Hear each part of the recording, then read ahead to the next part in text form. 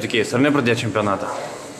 Nu, iš tikrųjų, tai kai pradėjau taip, ten iš tikrųjų ėjau ir be jokių ten tikėjimus, tik tiesiog daryti viską, ką galiu ir šiandien ryte nepasisekė, tai rytojus dar laukia, nereikia nusiminti.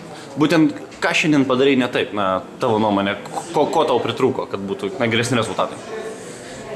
Manau, gal šiek tiek su taku susižais, nes iš tikrųjų vienas tas tolis, bet čia reikia 3 šuolius padaryti ir tos grindys yra medinės ir jau reikia labai pataikyti visus šuolius, o dariau laisvai. Šiek tiek gal traukos tokios pritrūko, nežinau. Nemanau, kad kažką labai blogai padariau, tiesiog gal šitą žiemą netrišolė.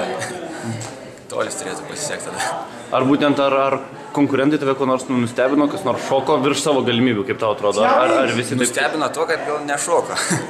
Nes iš tikrųjų ne man vienam nelengva buvo ir kiti gal šiek tiek profesionalesni, tai rezultatai tokie daugiau vidutiniški jų.